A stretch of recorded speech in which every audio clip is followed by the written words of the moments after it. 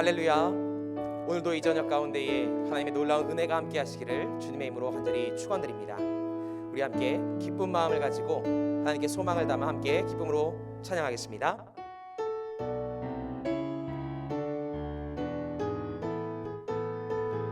찬양하세 찬양하세 왕께 소리 높여 찬양 드리세 찬양하세 찬양하세 왕께 소리 높여 찬양 드리세 찬양 받기에 합당하신 주님 언제나 동일하신 주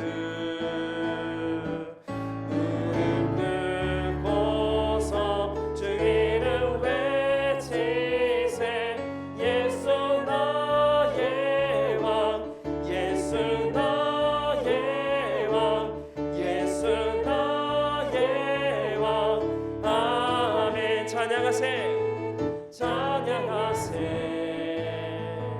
찬양하세 왕께 소리 높여 찬양 드리세 찬양하세 찬양하세 왕께 소리 높여 찬양 드리세 찬양 받기에 합당하신 주님 언제나 동일하신 주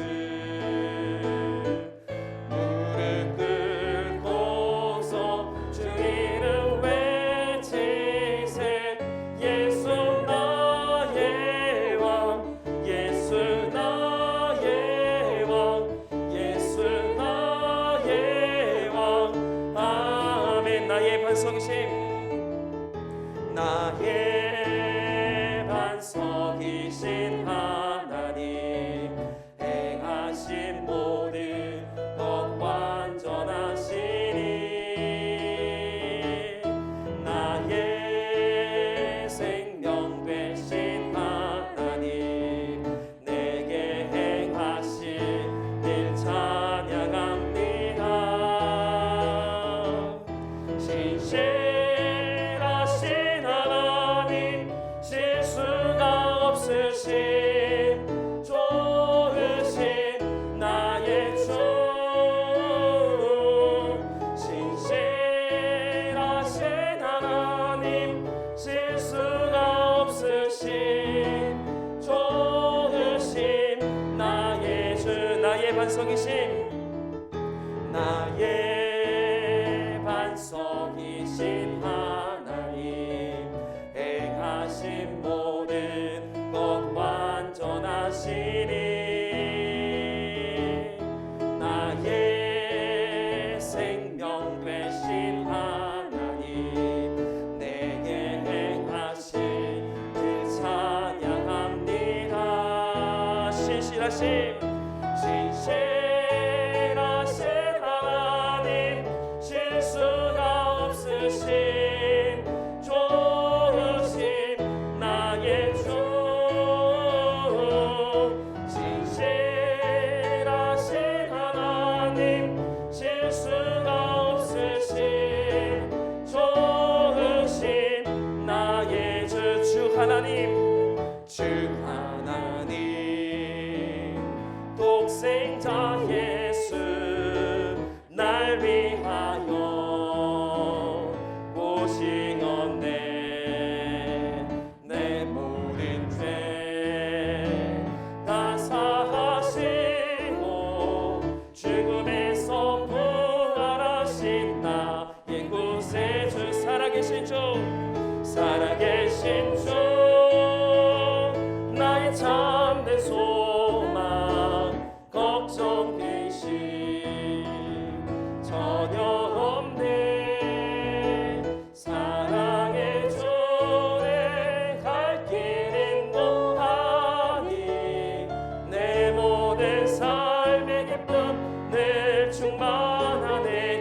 안에서 주 안에서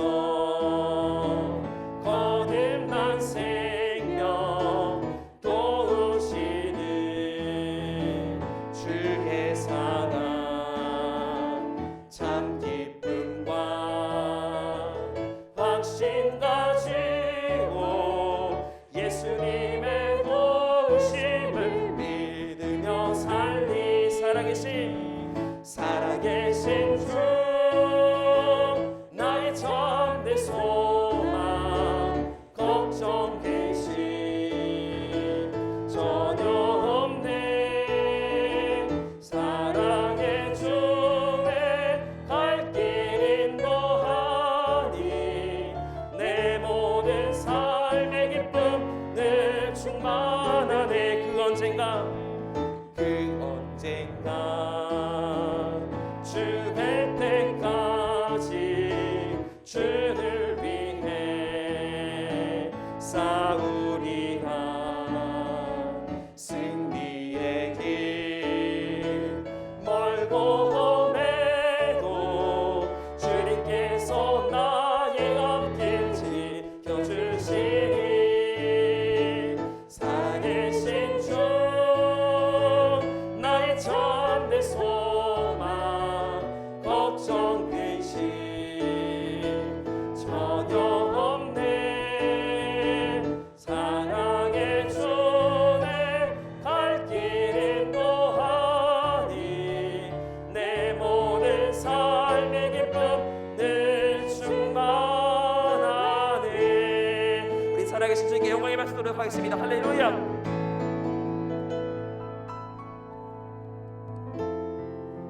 우리를 위해 이 땅에 오신 그 예수 그리스도를 함께 찬양하러 높이도록 하겠습니다.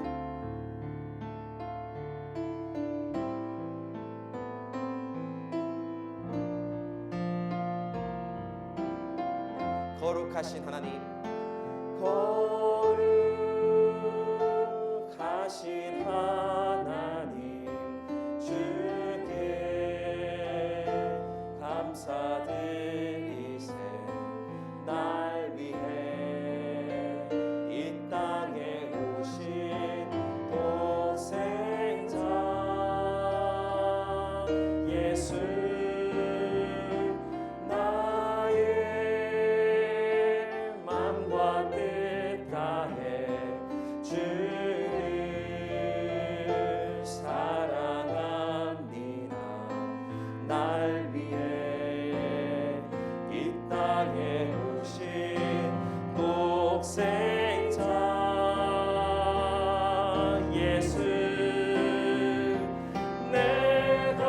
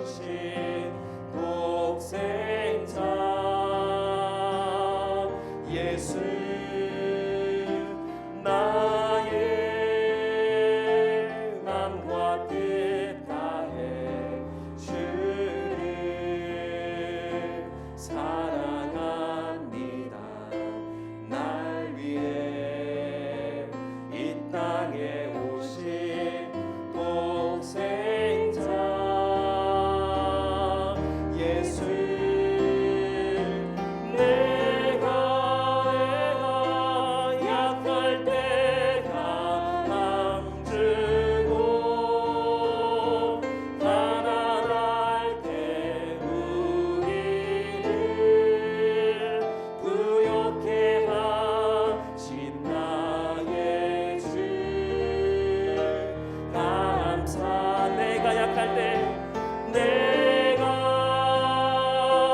약할 때 강한 주고 가난할 때 우리를 부욕해 하신 나의 주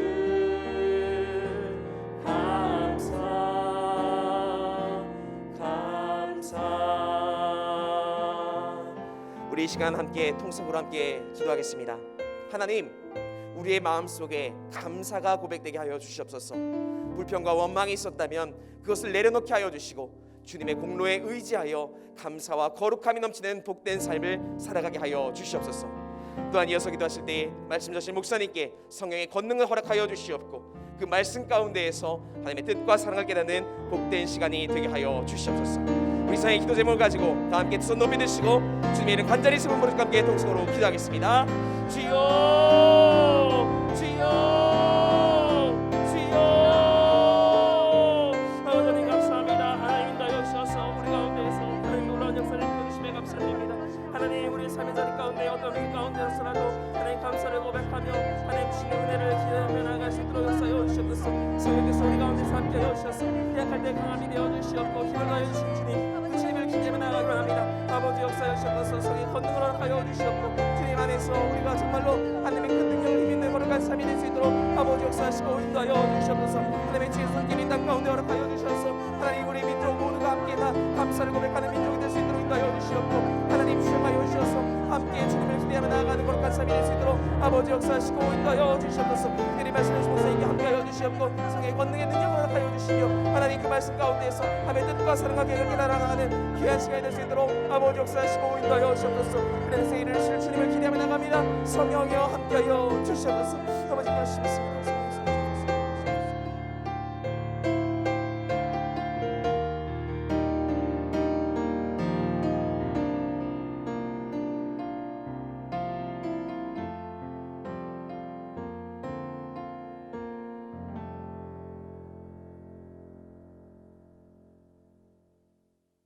사랑과 은혜가 충만하신 하나님, 우리에게 한량없는 은혜를 베푸시사 구원의 감격 안에 살아가게 하여 주심에 감사드립니다. 우리의 삶의 이유가 되시는 주님께서 매일 새의 힘을 더하시고 늘 풍성한 감사와 찬양으로 주님께 영광 돌리게 하여 주시옵소서. 또한 오늘 이 시간 주님이 주시는 풍성한 은혜를 경험케 하려는 복된 예배가 되게 하여 주시고 하나님으로 인하여 참된 만족함을 누리며 오직 주님께만 영광을 돌리는 복된 시간 되게 하여 주시옵소서. 우리나라를 사랑하신 하나님, 혼란스러운 시대 속에서 진리의 복음을 이 땅에 허락하여 주셔서 평안케 되는 은혜를 내려 주시옵소서. 대통령과 위정자들에게 지혜와 명철을 더하시사 바른 통치를 행하게 하여 주시며 오늘 치러진 선거를 통하여 새로운 도약과 하나님의 뜻이 이 땅에 펼쳐지는 은혜의 기회가 되게 하여 주시옵소서. 또한 백성들에게는 분별력을 주셔서 진리와 소망의 길을 걸어가는 지혜로운 백성들이 되게 하여 주시옵소서. 남북으로 갈라진 이 땅에 복음으로 하나됨을 허락하여 주시고 자유롭게 모든 민족이 주님을 예배하게 하여 주시옵소서. 상기강림 재단을 사랑하신 하나님, 우리 재단을 통하여 하나님의 놀라운 사랑이 세상에 전파되게 하여 주시며 그것을 위해서 크게 쓰임받는 재단 되게 하여 주시옵소서.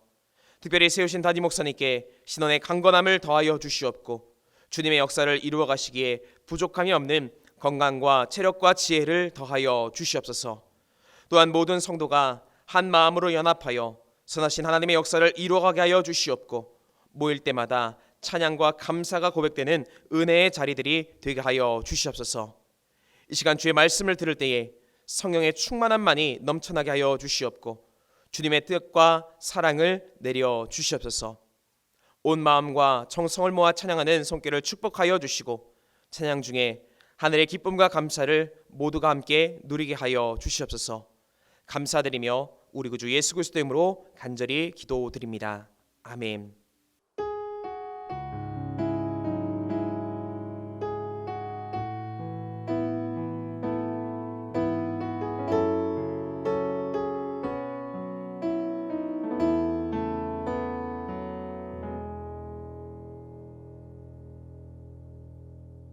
오늘의 성경 말씀은 구약 시편 69편 29절부터 36절의 말씀입니다.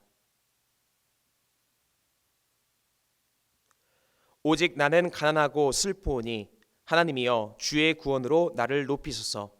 내가 노래로 하나님의 이름을 찬송하며 감사함으로 하나님을 위대하시다 하리니 이것이 소 곧 뿔과 굽이 있는 황소를 드림보다 여호와를 더욱 기쁘시게 함이 될 것이라. 곤고한 자가 이를 보고 기뻐하나니 하나님을 찾는 너희들아 너희 마음을 소생하게 할지어다. 여호와는 궁핍한 자의 소리를 들으시며 자기로 말미암아 갇힌 자를 멸시하지 아니하시나니 천지가 그를 찬송할 것이요 바다와 그 중의 모든 생물도 그리 할지로다. 하나님이 시온을 구원하시고 유다 성읍들을 건설하시리니 무리가 거기에 살며 소유를 삼으리로다. 그의 종들의 후손이 또한 이를 상속하고 그의 이름을 사랑하는 자가 그 중에 살리로다. 아멘.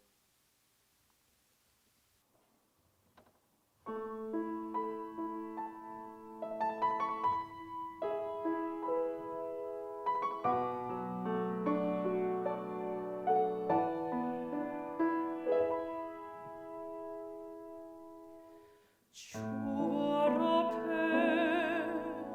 무릎 꿇고 그 사랑에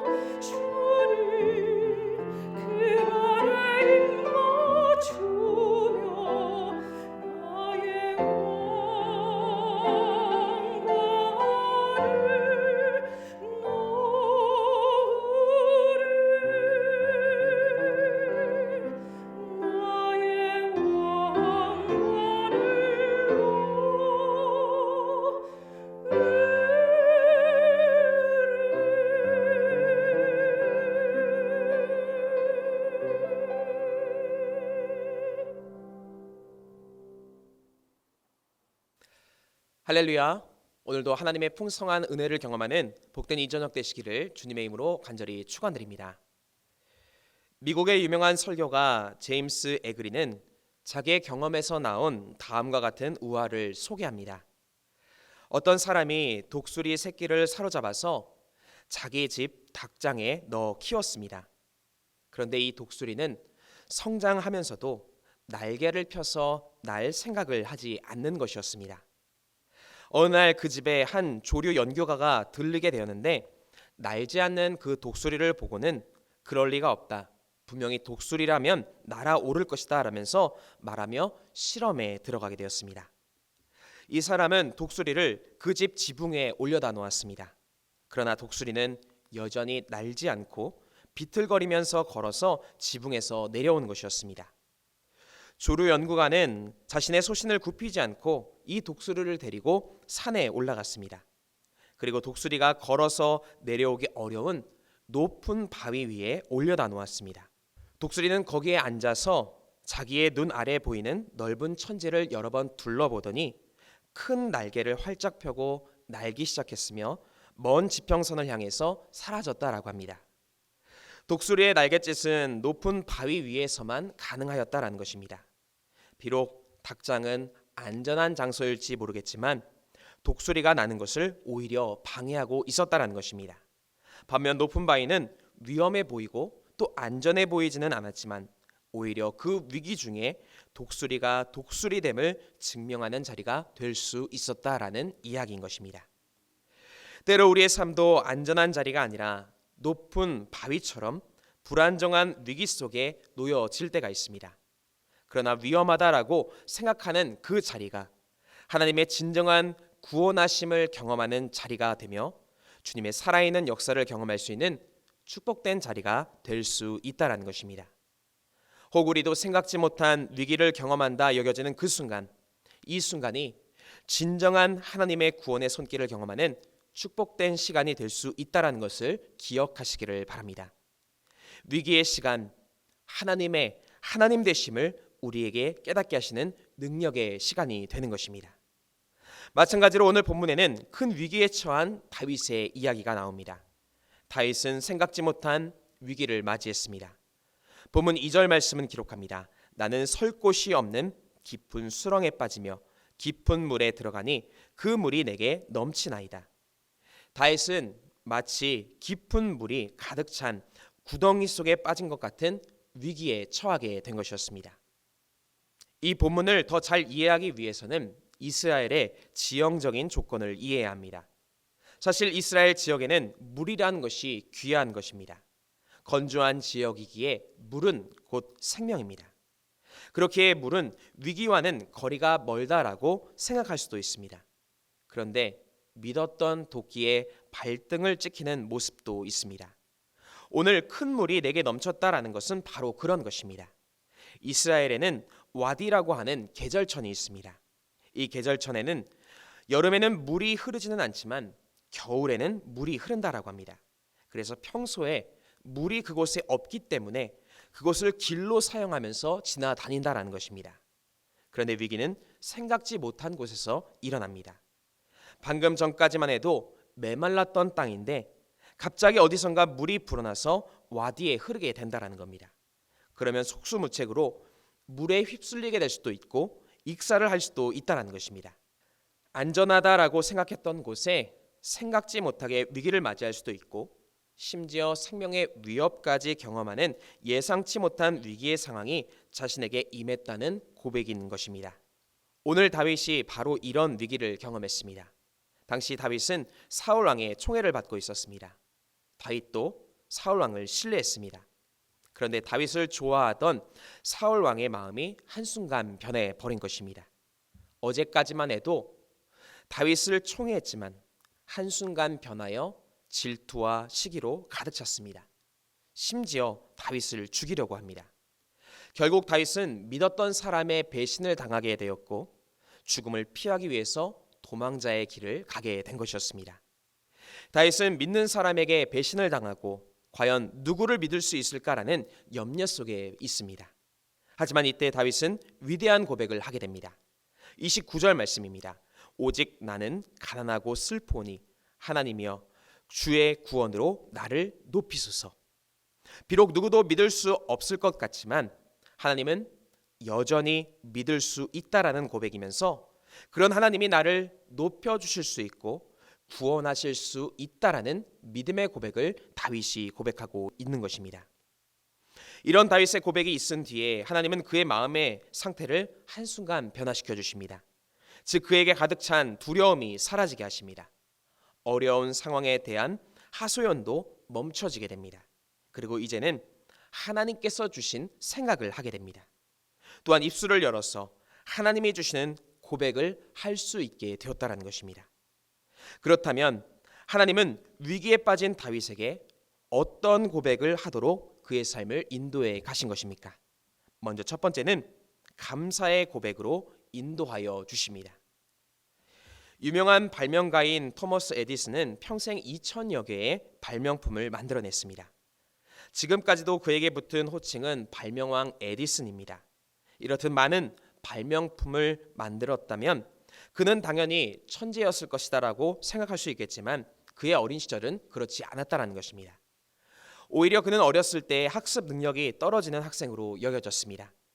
학습을 따라오지 못한다라는 이유로 인해서 학교에서 쫓겨나기도 했습니다. 뿐만 아니라 그는 젊어서 청각에 이상이 생기게 되었고 청각 장애인으로 살게 되었다는 겁니다.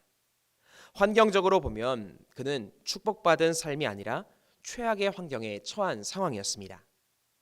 그러나 그가 이런 환경 중에도 수많은 발명을 할 수 있었던 것은 그의 재능이 아니라 그의 마음가짐이었다는 것입니다. 그는 말년에 생을 회고하면서 이런 고백을 했습니다.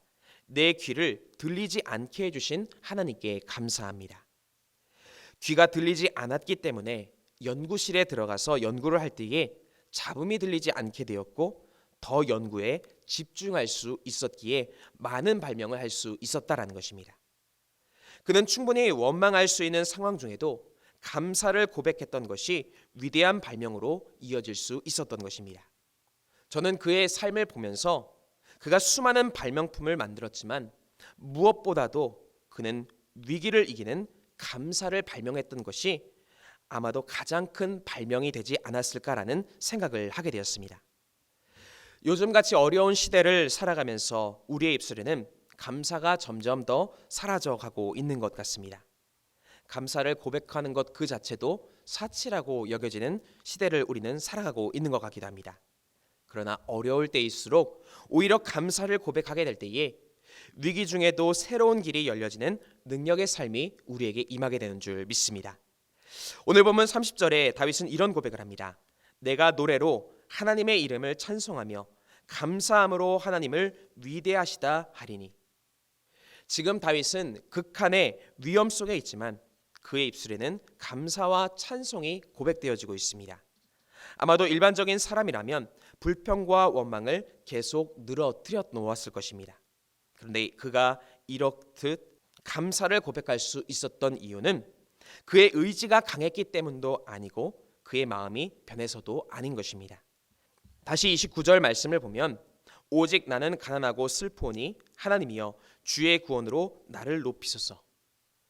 나는 가난하지만 하나님이 구원해 주시면 높여진다라는 것입니다. 즉 다윗이 감사 또 찬송을 할 수 있었던 것은 바로 하나님을 간절히 찾았기 때문이다라는 것입니다. 하나님을 간절히 찾았더니 하나님께서 그의 마음에 변화를 일으켜 주신 것입니다. 마찬가지로 예레미야 33장 3절은 기록합니다. 너는 내게 부르짖으라 내가 내게 응답하겠고 내가 알지 못하는 크고 은밀한 일을 내게 보이리라. 하나님을 부르짖는 삶에 하나님의 응답이 임하며 내가 할 수 없었던 일들도 가능케 하는 능력을 경험할 수 있다는 것입니다. 그래서 다윗은 큰 위기 속에서도 하나님의 인도하심으로 감사를 고백할 수 있었다는 것입니다. 이처럼 위기의 때에 하나님을 찾는 사람에게 하나님은 감사를 고백하며 위기를 이겨가게 하여 주십니다. 마태복음 14장 말씀에 보면 오병이어의 기적의 이야기가 기록되어 있습니다. 많은 사람들이 예수님의 말씀을 듣기 위해서 빈들에 모였습니다. 이곳 저곳에서부터 5천 명이 넘는 사람들이 모여들었습니다. 예수님의 말씀은 긴 시간 지속되었고 모였던 사람들은 배고픔을 느끼게 되었습니다. 중요한 하나님 나라에 복음을 전하고 계셨지만 육신의 연약함으로 인하여서 사람들은 배고픔을 느꼈고 자칫 이것으로 인해서 복음 전파에 방해가 될 것을 경험하게 되신 겁니다. 이때 예수님은 수많은 사람들의 배고픔을 해결하십니다. 위기가 있었지만 그 위기를 해결하시고자 하신 것이었습니다. 마태복음 14장 19절은 이렇게 기록합니다. 무리를 명하여 잔디 위에 앉히시고 떡 5개와 물고기 2마리를 가지사 하늘을 우러러 축사하시고 떡을 떼어 제자들에게 주셨다라는 것입니다. 하늘을 우러러셨다라는 것은 즉 하나님을 바라보셨다라는 겁니다. 그리고 이후에 축사하셨다라는 것은 감사 기도를 드리셨다라는 겁니다. 아직 사람들은 배고픔이라는 문제 속에 있습니다. 하지만 하나님으로부터 임한 감사는 위기를 이겨내는 기적으로 이어지게 되었다라는 것입니다. 마찬가지로 우리도 위기가 찾아올 때에 먼저 하나님을 향해 시선을 맞추어야 하는 것입니다. 그럴 때 주님은 우리에게 환난을 이겨나가게 하여 주시는 감사의 마음들을 부어주시는 줄 믿습니다. 뿐만 아니라 감사라는 것은 우리 삶의 또 다른 감사로 이어지게 되는 것이고 결국 하나님의 완전하신 구원의 역사를 경험하는 복된 길이 되게 되는 줄 믿습니다. 이와 같이 하나님이여 나를 높이소서라는 그 믿음 속에 구원의 역사가 일어나게 되는 것입니다. 바라기는 주님께서 높여주실 것을 신뢰하는 그 믿음 안에서 무엇보다 감사를 고백하시고 위기를 넘어서게 하시는 주님의 역사를 경험하시기를 주님의 이름으로 간절히 축원드립니다. 두 번째로 책임지시는 하나님을 경험케 하십니다. 시편 121편 7절은 이렇게 기록합니다. 여호와께서 너를 지켜 모든 환난을 면하게 하시며 또 내 영혼을 지키시리로다. 즉 하나님은 위기를 벗어날 힘이 되시며 또 위기 중에도 지키시고 책임져 주신다라는 것입니다. 북한과 중국을 오가며 장사를 하고 복음을 전하던 성도가 수용소에 수감이 되게 되었습니다. 그는 더 깊은 곳에 들어가서 복음을 전하는 것이 주님의 뜻이라면 감사히 여기겠습니다 라면서 형무소에 들어가서 복음을 전하기 시작했습니다. 수용소 사람들은 이런 그를 골치 아파하다가 그를 독방에 넣게 되었습니다. 그가 갇힌 독방은 가로 세로 높이가 1m밖에 되지 않았습니다. 사방이 꽉 막혀 있었고 빛도 없고 하루에 한 번 구멍이 열려서 밥이 들어왔습니다. 그는 이런 독방에서 3개월 동안 감금이 되었다라고 합니다. 3개월 후에 그가 독방에서 나왔을 때 간수가 물었습니다. 보통 사람은 독방에서 48시간도 못 견딘다라고 하는데 당신은 어떻게 3개월 동안이나 이곳에서 견딜 수 있었던 것입니까? 그러자 그는 이렇게 말을 했습니다. 제 안에 생수가 되신 예수 그리스도, 생명수의 원천이 되신 그분이 나를 지켜주셨기에 내가 이곳에서 견딜 수 있었던 것입니다 라고 고백했다라는 겁니다. 이처럼 최악의 상황도 주님께서 함께 하시며 그 삶을 책임져 주시면 어떠한 상황도 견딜 수 있게 하시고 또 오히려 승리케 하시는 은혜로 다가와 주실 수 있다라는 것입니다. 오늘 본문 33절 말씀은 기록합니다. 여호와는 궁핍한 자의 소리를 들으시며 자기로 말미암아 갇힌 자를 멸시하지 아니하시나니. 현재 다윗이 처한 위기는 그의 소리를 들어주는 사람이 아무도 없다라는 것입니다. 이전에 사울 왕의 총애를 받을 때만 해도 그를 따랐던 사람들이 얼마나 많았겠습니까? 사울 왕의 이름만 대면 어느 곳에서나 아마도 대접을 받을 수 있었을 것입니다. 즉 사울 왕이 그의 삶을 책임진다 해도 과언이 아닐 것입니다. 그런데 사람은 다른 사람을 완벽하게 책임져 줄 수는 없는 것 같습니다. 사울 왕이 다윗에게는 바로 그러했습니다. 한순간 마음이 변해서 책임져 주는 것이 아니라 오히려 죽음의 위협으로 다윗에게 다가오게 되었다는 것입니다. 심지어 한 나라의 왕인 사울이 다윗을 죽이려고 결심을 합니다. 그 누구에게 하소연을 할 수도 없는 상황에 처하게 된 것입니다. 왜냐하면 다윗을 돕는다라는 것은 사울 왕의 뜻을 거부한다라는 것이기에 자칫 도움을 주었다가 위험에 똑같이 처할 수도 있었기 때문인 것입니다. 그렇게 그 누구도 신뢰할 수 없는 상황에 다윗은 처하게 된 것이고 그 누구도 그의 소리를 들어주지 않는 어려운 상황 중에 있게 된 것입니다. 하지만 하나님께서는 연약한 다윗의 삶을 책임져 주십니다. 아무도 들어주지 않는 것 같지만 신실하신 하나님은 그가 연약해도 그의 억울함을 들어주십니다. 그 책임지심에는 변함이 없고 한결같은 사랑과 은혜로 구원해 주시는 은혜로 다가와 주신 것입니다. 성공의 길을 가는 사람의 주변에는 많은 이들이 몰려 있을 수 있겠지만 실패하는 길에 선 사람에게는 몰려들지 않고 오히려 멸시의 손가락들이 있을 것입니다. 그러나 주님만은 어떠한 순간 중에도 우리의 소리에 집중하시며 우리를 돌봐주시고 우리를 바라봐주시고 우리를 책임져 주신다는 것입니다. 예수님께서도 십자가에 달려 죽음이 임박했을 때에 예수님을 따랐던 제자들은 예수님의 곁을 모두 떠나갔습니다. 이전에 열성적인 모습도 없고 대신 항변해 주는 사람도 없습니다. 비난과 멸시와 조롱만이 예수님에게는 가득합니다. 극한의 고통에 더하여 극한의 외로움까지 임하게 된 것이었습니다. 하지만 이때 하나님은 예수님을 집중하여 보시면서 십자가에서 담대함을 가지실 수 있도록 만들어 주십니다. 하나님께서 책임지시는 예수님의 입술에서는 이런 고백이 나오십니다. 내가 낙원에 있으리라. 십자가 사건 이후에 하나님의 책임지심이 있다라는 것을 확실하게 믿음으로 고백하신 것이다라는 겁니다. 주님은 또 말씀하십니다. 수고하고 무거운 짐진 자들아 다 내게로 오라. 내가 너희를 쉬게 하리라. 이 말씀을 우리도 기억하면서 지금도 나를 책임지시는 주님을 기억하시기를 바랍니다. 분명 주님은 우리를 세상 끝날까지 책임져 주실 것입니다. 바라기는 이런 책임지시는 하나님으로 인하여서 위기 속에서도 찬양과 기쁨으로 기대하는 삶을 살아가시기를 주님의 이름으로 간절히 축원드립니다. 끝으로 다시 세워가심을 고백하여 주십니다. 하나님은 위기 중에도 우리를 다시 세우십니다. 비록 지금은 넘어져 있는 것 같으나 독수리가 날개쳐 올라 비상하는 것처럼 우리의 삶을 높이 세우시고 구원의 은혜를 베풀어 주십니다. 다시 세우시는 하나님의 은혜는 우리의 일상에서도 볼 수 있습니다. 특별히 우리의 몸을 보면 잘 알 수 있게 되는데 우리의 몸에는 각질이라는 것이 있습니다. 각질이란 무엇입니까? 세포가 죽어서 떨어지는 것입니다. 사람의 몸은 아무런 변화가 없는 것처럼 보이지만 매일 세포가 끊임없이 죽고 각질로 떨어진다는 것입니다.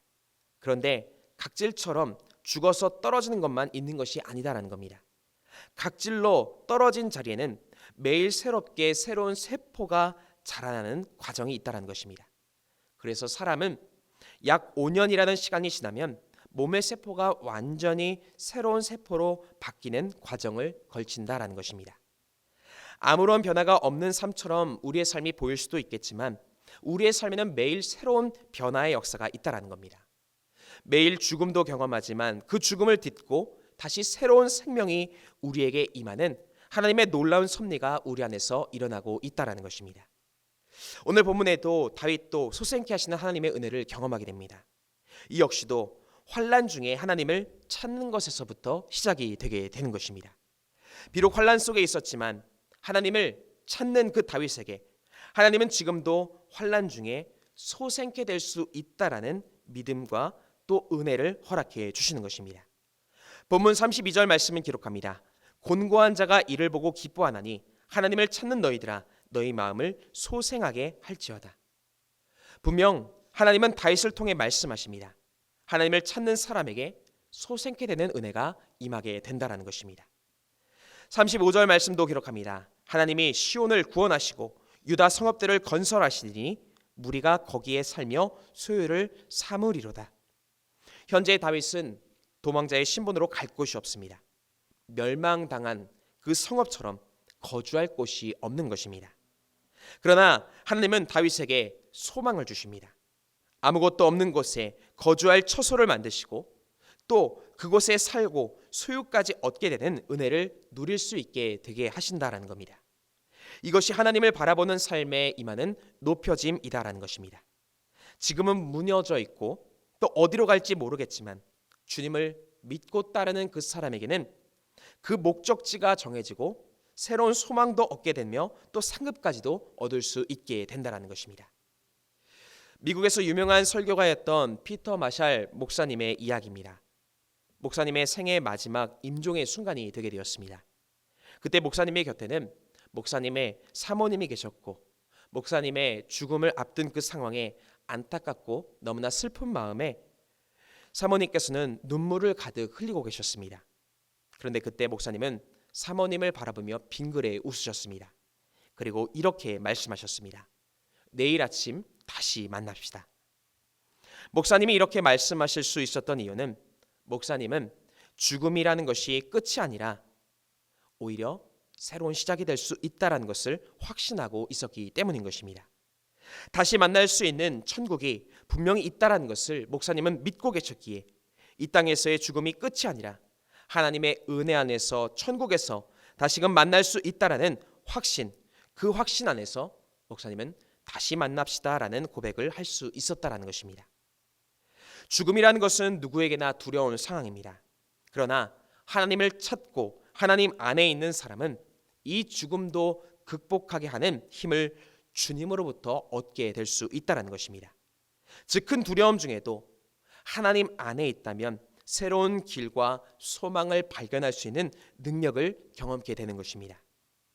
이처럼 주님을 의지하는 사람에게는 어떤 환경 중에도 주님의 인도하심 안에서 새로운 소망을 누릴 수 있는 것입니다.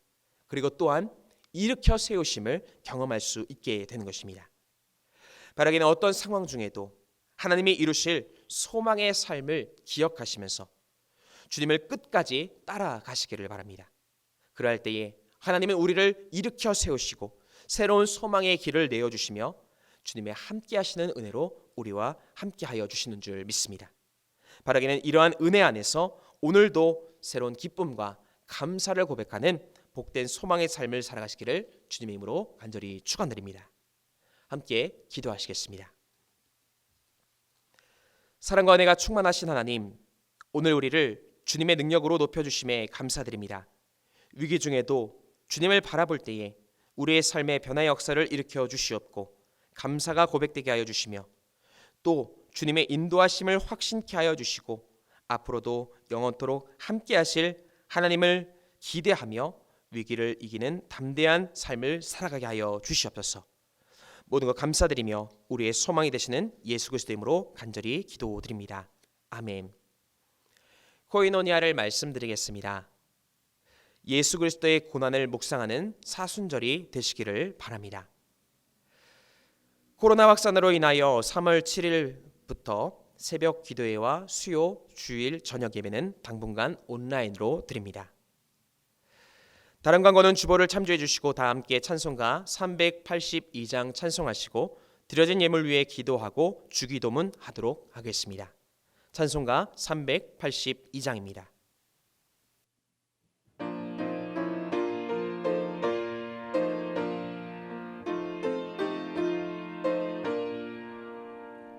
너 근심과 걱정 말아라. 주 너를 지키리.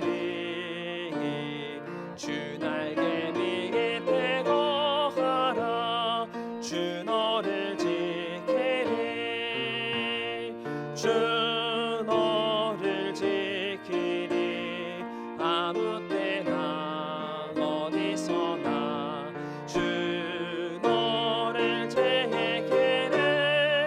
늘 지켜 주시리. 어려워 낙심할 때에 주 너를 지키리. 위험한 길을 떠날 때 주 너를 지키리. 주 너를 지키리. 아무 때나 어디서나 주 너를 지키리. 늘 지켜 주시리. 너 쓸 건 네 길이 가시고 주 너를 지키리. 구하는 것을 주시며 주 너를 지키리.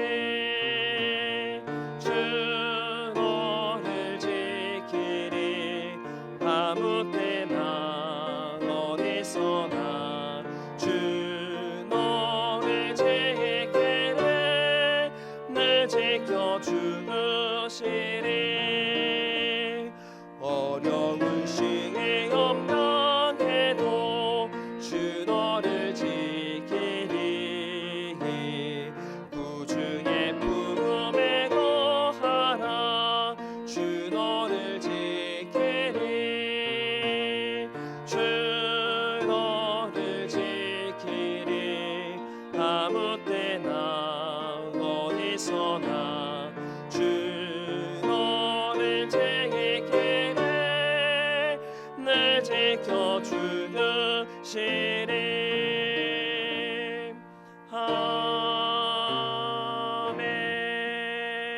아멘. 사랑의 하나님, 오늘도 우리의 삶을 주님의 능력으로 인도하여 주심에 감사드립니다. 주님의 구원 역사를 믿으며 승리하는 삶을 살아가게 하여 주시고 하나님께도 영광을 돌리게 하여 주시옵소서. 오늘 주님 앞에 정성 모아 예물을 드린 손길이 있사오니 이 예물을 기쁘게 받아주시고 주님 나라 확장에 크게 쓰임받는 예물이 되게 하여 주시옵소서.